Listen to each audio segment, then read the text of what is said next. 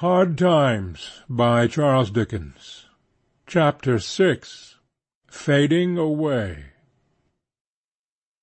It was falling dark when Stephen came out of Mr. Bounderby's house. The shadows of night had gathered so fast that he did not look about him when he closed the door, but plodded straight along the street. Nothing was further from his thoughts than the curious old woman he had encountered on his previous visit to the same house, when he heard a step behind him that he knew, and turning, saw her in Rachel's company. He saw Rachel first, as he had heard her only. "Ah, Rachel, my dear, Mrs. thou here." "Well, and now you are surprised to be sure, and with reason, I must say," the old woman returned. "Here I am again, you see." "But how wi' Rachel?" said Stephen, falling into their step, walking between them, and looking from one to the other. "Why, I come to be with this good lass pretty much as I came to be with you," said the old woman, cheerfully, taking the reply upon herself. "My visiting time is later this year than usual, for I have been rather troubled with shortness of breath, and so put it off till the weather was fine and warm. For the same reason I don't make all my journey in one day, but divide it into 2 days, and get a bed to-night at the Travellers' Coffee-house down by the railroad, a nice clean house, and go back Parliamentary at 6 in the morning. Well, but what has this to do with this good lass, says you? I'm going to tell you. I've heard of Mr. Bounderby being married. I read it in the paper, where it looked grand. Oh, it looked fine. And I want to see his wife. I have never seen her yet. Now, if you'll believe me, she hasn't come out of that house since noon to-day.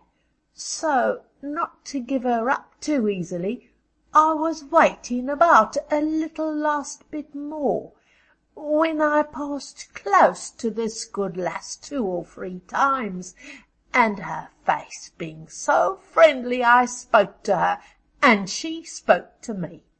There," said the old woman to Stephen.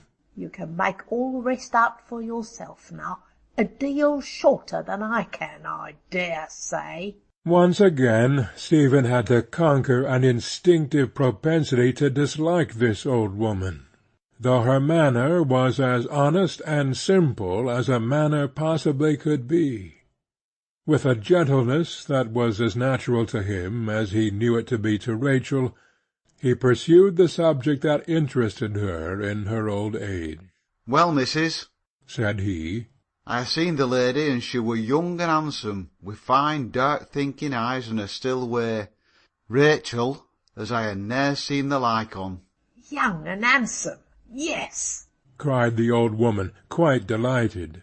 "as bonny as a rose, and what a happy wife." "Aye, missus, I suppose she be," said Stephen, with a doubtful glance at Rachel.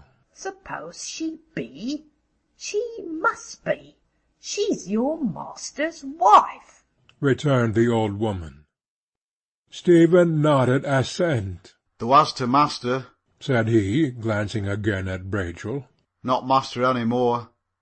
That all ended twixt him and me." "Have you left his work, Stephen?" asked Rachel, anxiously and quickly. "Why, Rachel," he replied, "whether I have left his work, or whether his work hath left me, comes to the same. His work and me are parted. 'Tis as well so, better, I were thinking when yo comes up with me. It would ha' brought trouble upon trouble if I'd stayed there. Haply 'tis a kindness to many that I go. Haply 'tis a kindness to mysen. Anyways, it mun be done. I mun turn my face for Coketown for time, and seek a fortune dear by beginning fresh." "Where will you go, Stephen?" "I dunno to-neat," said he, lifting his hat and smoothing his thin hair with the flat of his hand. "but I'm not going to-neat, Rachel, nor yet to-morrow. 'Tan't easy overmuch to know where to turn, but a good heart will come to me." Herein, too, the sense of even thinking unselfishly aided him. Before he had so much as closed Mr. Bounderby's door, he had reflected that at least his being obliged to go away was good for her, as it would save her from the chance of being brought into question for not withdrawing from him. Though it would cost him a hard pang to leave her, and though he could think of no similar place in which his condemnation would not pursue him, perhaps it was almost a relief to be forced away from the endurance of the last 4 days, even to unknown difficulties and distresses. So he said, with truth, "I'm more leetsome, Rachel, under it than I could have believed." It was not her part to make his burden heavier. She answered with her comforting smile, and the three walked on together. Age, especially when it strives to be self-reliant and cheerful, finds much consideration among the poor. The old woman was so decent and contented, and made so light of her infirmities, though they had increased upon her since her former interview with Stephen, that they both took an interest in her. She was too sprightly to allow of their walking at a slow pace on her account, but she was very grateful to be talked to, and very willing to talk in any extent. So, when they came to their part of the town, she was more brisk and vivacious than ever. "Come to my poor place, missus," said Stephen, "and take a cup of tea. Rachel will come then, and afterwards I'll see thee safe to the travellers' lodging. 'Tis maybe long, Rachel, ere ever I ha' chance of thy company again." They complied, and the three went on to the house where he lodged. When they turned into a narrow street, Stephen glanced at his window with a dread that always haunted his desolate home. But it was open, as he had left it, and no one was there. The evil spirit of his life had flitted away again, months ago, and he had heard no more of her since. The only evidence of her last return now were the scantier movables in his room, and the greyer hair upon his head. He lighted a candle, set out his little tea-board, got hot water from below, and brought in small portions of tea and sugar, a loaf, and some butter from the nearest shop. The bread was new and crusty, the butter fresh, and the sugar lump, of course, in fulfilment of the standard testimony of the Coketown magnates, that these people lived like princes, sir. Rachel made the tea.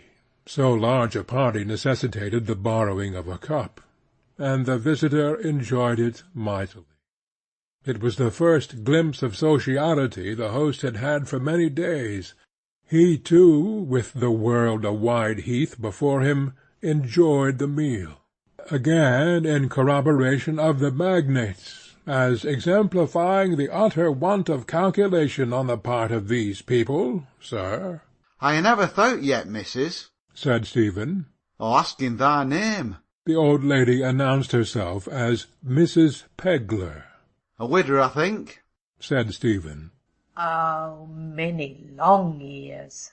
Mrs. Pegler's husband, one of the best on record, was already dead, by Mrs. Pegler's calculation, when Stephen was born.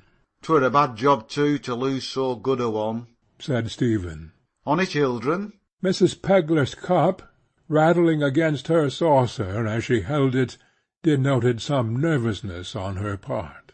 "No," she said. "Not now, not now." Dead, Stephen. Rachel softly hinted. "I'm sorry I've spoken on it," said Stephen.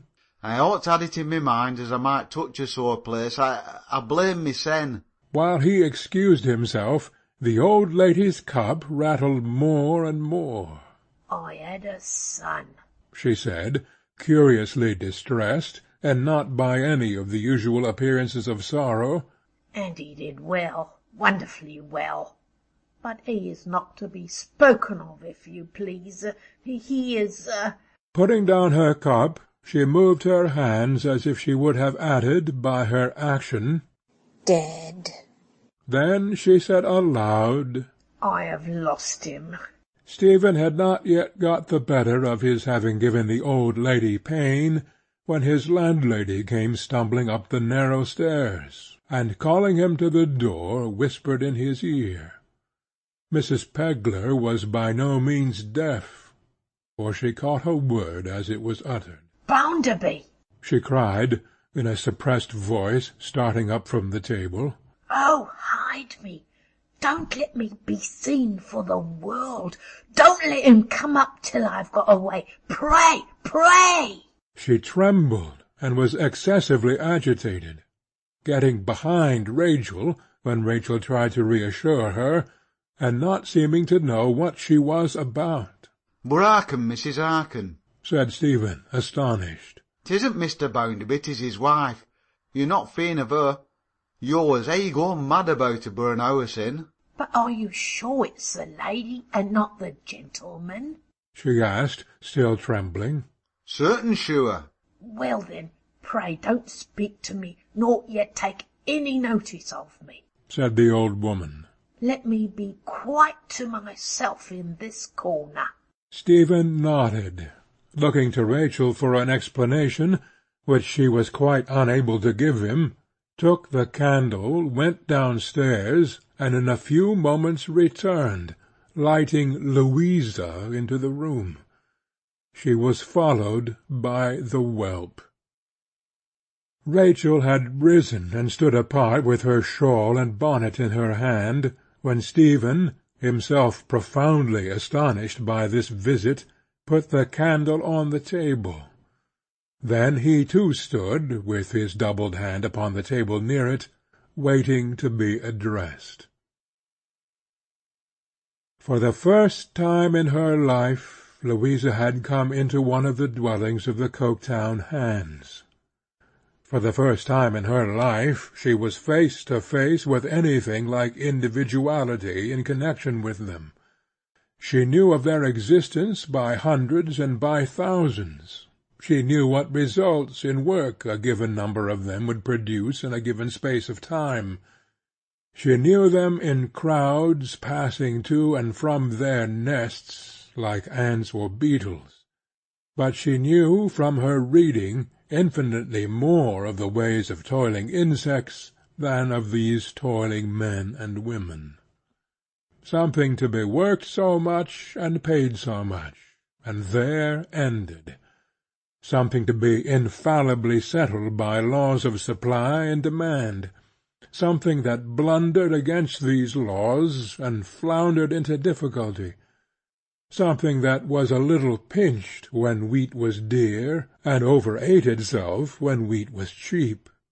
Something that increased at such a rate of percentage, and yielded such another percentage of crime, and such another percentage of pauperism.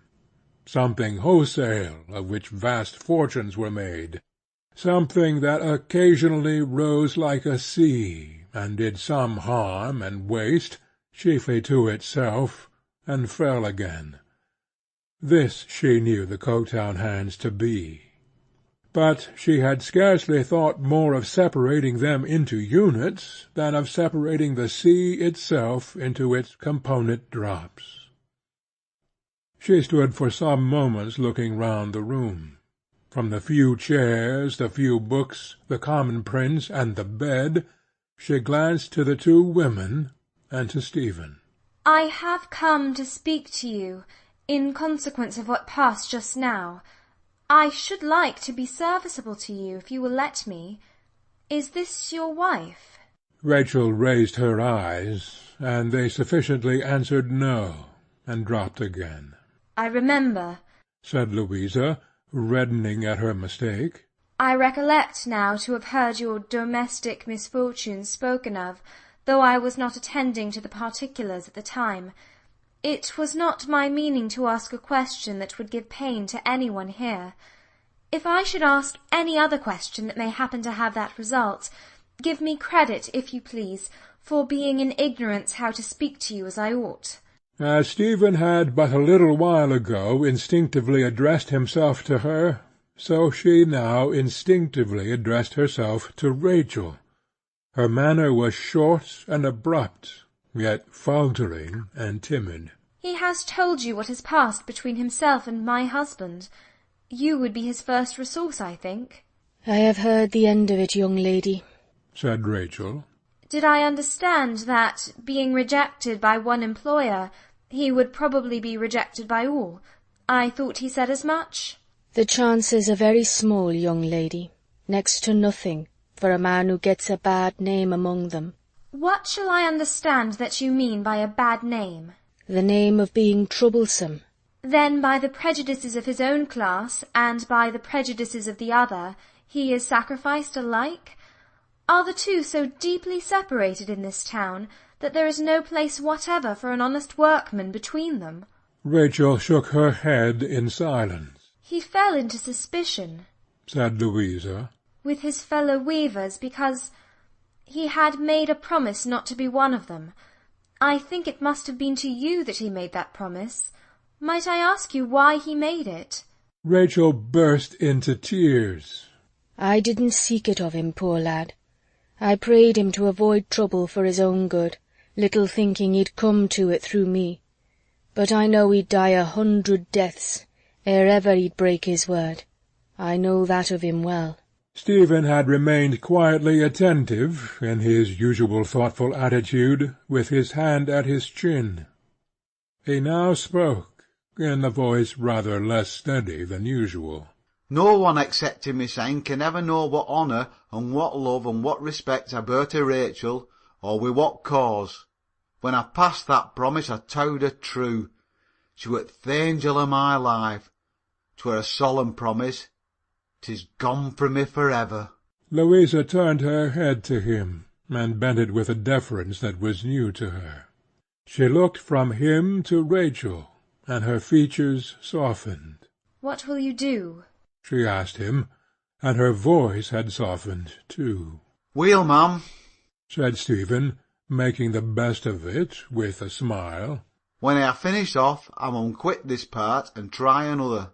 Fort'nate to misfort'nate a man can but try. There's nowt to be done without trying, 'cept laying down and dying. How will you travel? Afoot, me kind lady, afoot. Louisa coloured, and a purse appeared in her hand.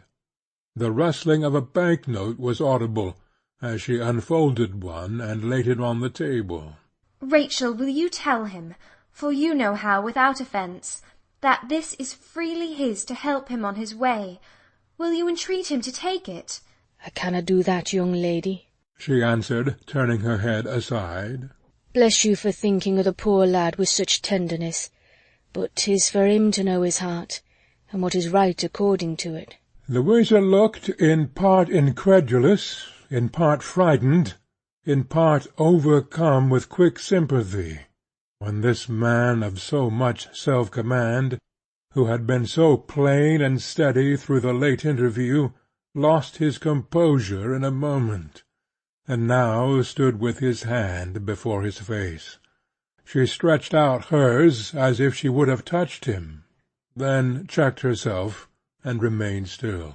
Nor e'en Rachel, said Stephen, when he stood again with his face uncovered, could make such a kind offering wi' any words kinder.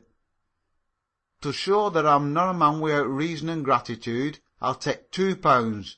I'll borrow for pay back.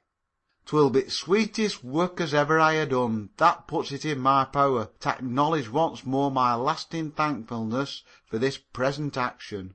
She was fain to take up the note again, and to substitute the much smaller sum he had named.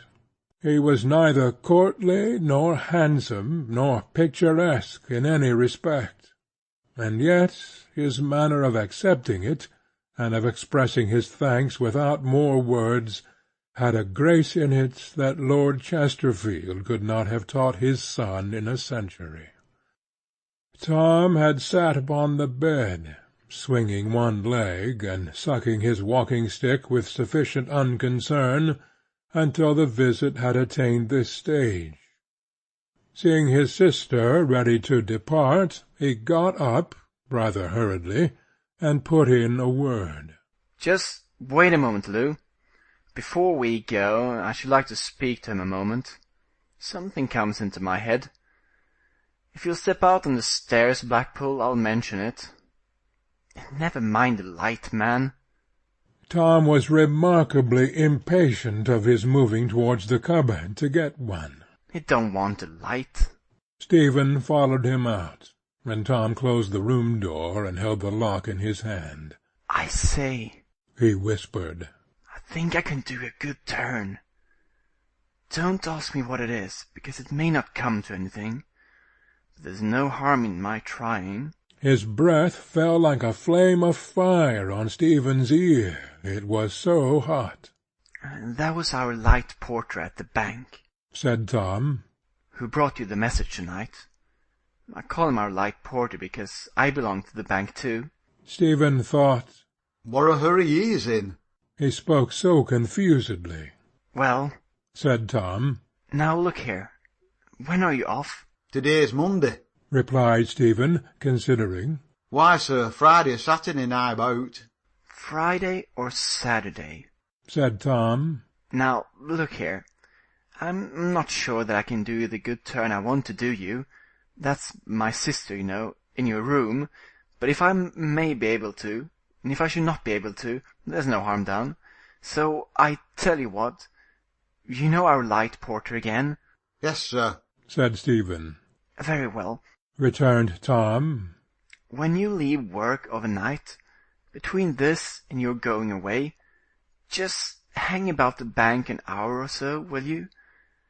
Don't take on as if you meant anything, if he should see you hanging about there, because I shan't put him up to speak to you, unless I find I can do you the service I want to do you.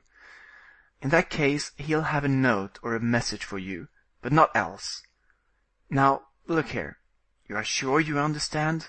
He had wormed a finger in the darkness through a buttonhole of Stephen's coat, and was screwing that corner of the garment tight up round and round, in an extraordinary manner. I understand, sir, said Stephen. Now, look here, repeated Tom. Be sure you don't make any mistake then, and don't forget. I shall tell my sister as we go home what I have in view, and she'll approve, I know. Now look here. You're all right, are you? You understand all about it? Very well then. Come along, Lou. He pushed the door open as he called to her, but did not return into the room, or wait to be lighted down the narrow stairs. He was at the bottom when she began to descend, and was in the street before she could take his arm. Mrs. Pegler remained in her corner until the brother and sister were gone, and until Stephen came back with the candle in his hand. She was in a state of inexpressible admiration of Mrs. Bounderby, and, like an unaccountable old woman, wept, because she was such a pretty dear. Yet Mrs. Pegler was so flurried, lest the object of her admiration should return by chance, or anybody else should come, that her cheerfulness was ended for that night. It was late, too, to people who rose early and worked hard. Therefore the party broke up, and Stephen and Rachel escorted their mysterious acquaintance to the door of the travellers' coffee-house, where they parted from her. They walked back together to the corner of the street where Rachel lived, and as they drew nearer and nearer to it, silence crept upon them. When they came back to the dark corner where their unfrequent meetings always ended, they stopped, still silent, as if both were afraid to speak. I shall strive to see thee again, Rachel, afore I go, but if not— Thou wilt not, Stephen, I know. 'Tis better that we make up our minds to be open with one another. That's always right, 'tis bolder and better. I have been thinking then, Rachel, that as 'tis but a day or two that remains, 'twere better for thee, my dear, not to be seen with me. Might bring thee into trouble for no good. "'Tis not for that, Stephen, that I mind. But thou know'st our old agreement. 'Tis for that." "Well, well," said he. "'Tis better anyways." "Thou'lt write to me and tell me all that happens, Stephen?" "Yes. What can I say now but heaven be with thee, heaven bless thee, heaven thank thee and reward thee." "May it bless thee, Stephen, too, in all thy wanderings, and send thee peace and rest at last." "I told thee, my dear," said Stephen Blackpool, "that night that I would never see or think of anything that angered me, but thou so much better than me should be beside it. Thou art beside it now. Thou makes me see it with a better eye. Bless thee. Good night. Good-bye." It was but a hurried parting in a common street, yet it was a sacred remembrance to these two common people. Utilitarian economists, skeletons of schoolmasters, commissioners of fact, genteel and used-up infidels, gabblers of many little dog's-eared creeds, the poor you will have always with you. Cultivate in them, while there is yet time, the utmost graces of the fancies and affections, to adorn their lives, so much in need of ornament. Or in the day of your triumph, when romance is utterly driven out of their souls, and they and a bare existence stand face to face, reality will take a wolfish turn, and make an end of you. Stephen worked the next day, and the next, uncheered by a word from any one, and shunned in all his comings and goings as before. At the end of the second day he saw land. At the end of the third his loom stood empty. He had overstayed his hour in the street outside the bank on each of the 2 first evenings, and nothing had happened there, good or bad. That he might not be remiss in his part of the engagement, he resolved to wait full 2 hours on this third and last night. There was the lady who had once kept Mr. Bounderby's house, sitting at the first-floor window as he had seen her before, and there was the light porter, sometimes talking with her there, and sometimes looking over the blind below which had bank upon it, and sometimes coming to the door and standing on the steps for a breath of air. When he first came out, Stephen thought he might be looking for him, and passed near. But the light porter only cast his winking eyes upon him slightly, and said nothing. 2 hours were a long stretch of lounging about, after a long day's labour. Stephen sat upon the step of a door, leaned against a wall under an archway, strolled up and down, listened for the church clock, stopped and watched children playing in the street. Some purpose or other is so natural to every one, that a mere loiterer always looks and feels remarkable. When the first hour was out, Stephen even began to have an uncomfortable sensation upon him of being for the time a disreputable character. Then came the lamplighter, and 2 lengthening lines of lights, all down the long perspective of the street, until they were blended and lost in the distance. Mrs. Sparsit closed the first-floor window, drew down the blind, and went upstairs. Presently a light went upstairs after her, passing first the fanlight of the door, and afterwards the 2 staircase windows, on its way up. By and by one corner of the second-floor blind was disturbed, as if Mrs. Sparsit's eye were there. Also the other corner, as if the light-porter's eye were on that side. Still no communication was made to Stephen. Much relieved when the 2 hours were at last accomplished, he went away at a quick pace, as a recompense for so much loitering. He had only to take leave of his landlady, and lie down on his temporary bed upon the floor, for his bundle was made up for to-morrow, and all was arranged for his departure. He meant to be clear of the town very early, before the hands were in the streets. It was barely daybreak when, with a parting look round his room, mournfully wondering whether he should ever see it again, he went out. The town was as entirely deserted as if the inhabitants had abandoned it, rather than hold communication with him. Everything looked wan at that hour. Even the coming sun made but a pale waste in the sky, like a sad sea. By the place where Rachel lived, though it was not in his way, by the red-brick streets, by the great silent factories, not trembling yet, by the railway, where the danger-lights were waning in the strengthening day, by the railway's crazy neighbourhood, half pulled down and half built up, by scattered red-brick villas, where the besmoked evergreens were sprinkled with a dirty powder, like untidy snuff-takers, by cold dust paths and many varieties of ugliness, Stephen got to the top of the hill and looked back. Day was shining radiantly upon the town then, and the bells were going for the morning work. Domestic fires were not yet lighted, and the high chimneys had the sky to themselves. Puffing out their poisonous volumes, they would not be long in hiding it.